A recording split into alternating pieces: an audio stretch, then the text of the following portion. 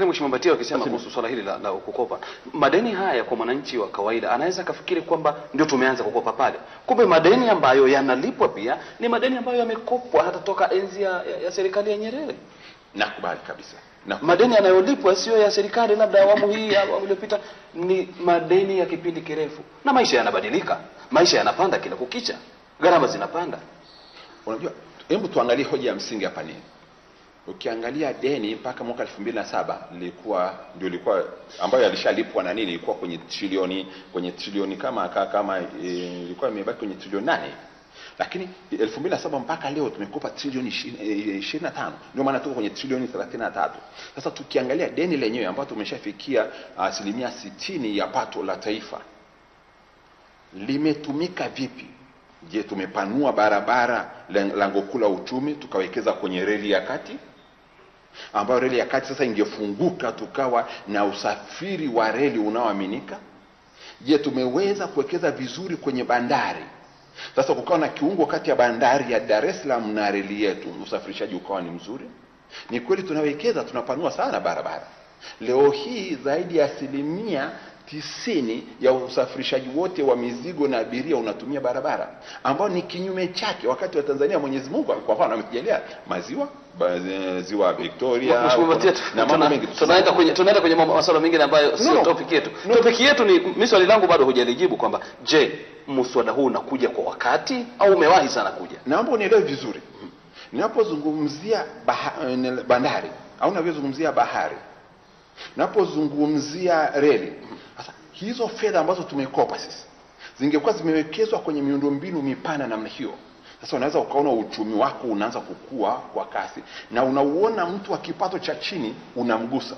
Unaona uchumi wetu hapo umekua, lakini umekua kwa huku juu kwa kitakwimu, kwa ngazi za juu, lakini yule mkulima wa kawaida unakuta leo hii 28% ya Watanzania ni wale ule umaskini ambao umevuka hata mipaka. Sasa sheria kama hii sasa itaweka utaratibu, kwa mfano namna gani ya kushirikisha sekta binafsi ambayo ndio injini ya uchumi katika mipango yako ya maendeleo. Miradi kwa mfano ya reli, ya barabara, ya bandari, ile miradi mikubwa yote ile unaiambia sekta binafsi ifanye.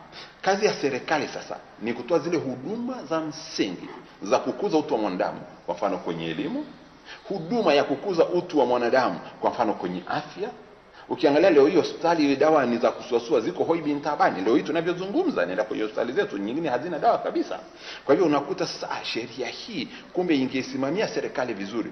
Zimepangwa fedha kwa ajili ya budget ya afya ziweze zikafikia zikatolewa kwa wakati na zikafikiwa.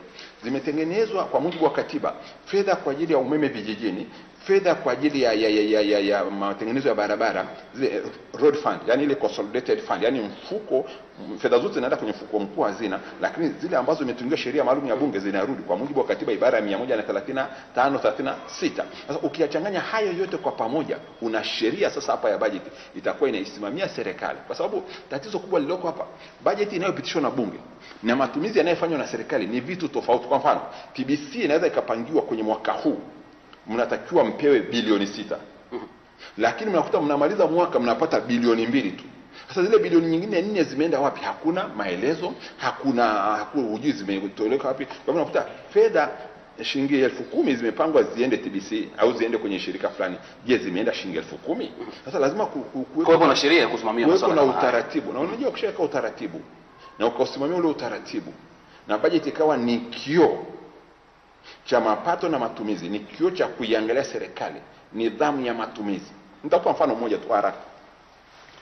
Ukisafiri kwenda Marekani, ukisafiri kwenye ndege ya Emirates, daraja la 3 ni kwenye $2,200 kwenda na kurudi.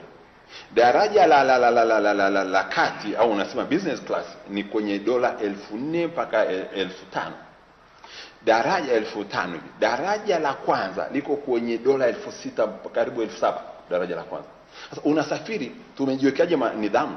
Unakuta waziri mmoja yuko business class, waziri mwingine yuko first class. Mkurugenzi yuko first class kwenye $7,000, waziri wake yuko kwenye business class. Waziri yuko business class, yuko first class. Balozi ambaye ndio tunaenda kuomba mikopo kwake, yeye yuko business class. Kwa hiyo kuwepo kwa sheria hii inatengeneza hasa swala la nidhamu. Nazungumzia nidhamu ya matumizi. Na kwa mujibu wa sheria hiyo itatuweka kwenye hali halisi ya kuwa waoga, kwa sababu ya kumwogopa hata Mwenyezi Mungu tu, kwa sababu hizi zote nyinyi mnasafirije kwenye first class kwa kutumia dola 7,000, ambayo sasa dola 7,000 wakati ambao ungeweza ukaenda kwenye business class. Kuna tofauti karibu ya dola 2,000 hapo. Tofauti ya dola 2,000 ni karibu milioni 3 sasa hivi zaidi ya yule utaratibu uliowekwa. Sasa hakuna nidhamu, au waziri tu, hata ile heshima. Waziri yuko business class, mkurugenzi yuko first class. Sasa nidhamu ya matumizi haipo. Sasa nidhamu ya matumizi ikiwepo, fedha zitatumika kwa mujibu wa sheria, na hii ni sheria ya budget ambayo bunge sasa lipate nafasi yake kwa niaba ya wananchi kuweza kuisimamia vizuri serikali na kuishauri serikali kwa maslahi mapana ya uchumi. Lakini ukijaribu kutazama kuhusu muswada huu wa sheria ya bajeti ambao utaweza kuwasilishwa hapo baadaye, umeelezea kuhusu kwamba nini faida za kuwa na sheria hii. Lakini swali langu hapa ni kwamba je, tunadhani kwamba kuwepo kwa sheria itaweza kutekelezeka wakati umetaja mwanzo kwamba 1% kubwa ya mapato tunategemea nchi wahisani, tunategemea mikopo, tunategemea misaada mbalimbali katika bajeti zetu. Sasa kuwa na sheria ambayo unakuta kwamba unaitungia sheria kitu ambacho haunacho mkononi, unacho kiasi fulani, kingine unategemea kupata mahala pengine. Yule anapochelewa kukupatia unakuta unakwama. Ni mara ngapi serikali pia imekuwa ikisema kuhusu baadhi ya nchi wahisani ambazo zinaahidi kutoa michango yake, kutoa mikopo kwa Tanzania, lakini hazitoi. Mfano halisi ni mwaka jana hadi ilipokuwa katika bajeti hiyo. Sasa unadhani kuwa na bajeti hii lakini huna chochote mkononi, itawezekana kutekelezwa? Swali zuri sana. Tujiulize, kwa nini ahadi ya nchi wahisani kutoa 36% ambayo ni karibu trilioni 2 na kitu huko kwa ajili ya bajeti yetu hawakutoa na misaada mikopo? Ni kwamba tulikuwa na kashfa ya Tegeta Escrow. Kashfa ile ni utovu wa nidhamu wa bajeti ya serikali. Sasa wewe ni mtovu wa nidhamu, kwa nini wewe sikiliza, hizi fedha wanazotupatia wafadhili na washirika wa maendeleo sio kwamba wanachota mahali tu, ni fedha za walipa kodi wao. Walipa kodi wao wajifunge mikanda kwa ajili ya kuisaidia Tanzania, kwa ajili ya kutoa mikopo huko kwenu, au benki zile za kidunia kwa ajili ya kutoa mikopo huko kwetu. Alafu sisi tufanye matumizi ya kiholela holela, hatutekelezi sheria, hatuna nidhamu ya matumizi, alafu wao waendelee kutoa tu hiyo misaada? Hapana. Sasa lazima uwe na nidhamu, uwe na uadilifu na uangalifu, uadilifu na uangalifu wa namna unavyotekeleza bajeti yako. Ninakubali hata Marekani wanakopa lakini wanakopa, lakini unajua umewekeza wapi, utaratibu wa matumizi ukoje, nidhamu ya matumizi ikoje, uadilifu ukoje, uaminifu ukoje. Sasa hii sheria, unajua ninachosema hapa, serikali inajifanyia inavyotaka. Bunge likishapitisha, bunge haliwezi likaenda tena kule likauliza hapa pakoje, hapa pakoje, hapa pakoje. Kuna sheria ya kufanya vile. Kuna haja ya kuwa na chombo cha kufuatilia. Sasa hiki chombo sasa cha kufuatilia ndicho tunachozungumzia, sheria ya bajeti hii. Tuweke sheria sasa.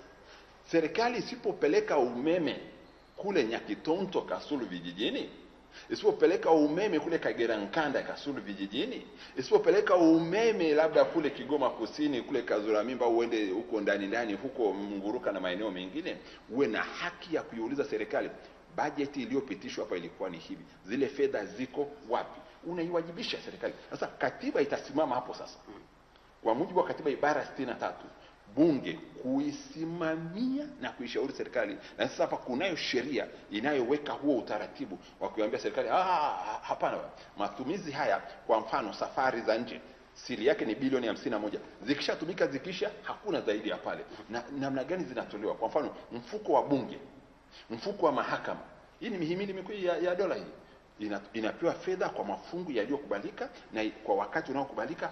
Haki kitendeka, ndugu zangu.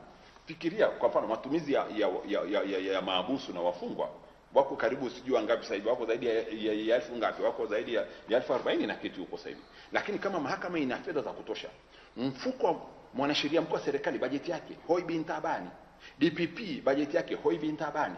Na tukiweza kufikiri kwa mapana, ukawekeza vizuri kwenye sekta ya elimu ambayo ndio sekta kuu ya uzalishaji nchi hii, walimu wakalipwa vizuri, vitendea kazi kwenye sekta ya elimu vikawa vizuri, na sekta ya pili ni jeshi la polisi.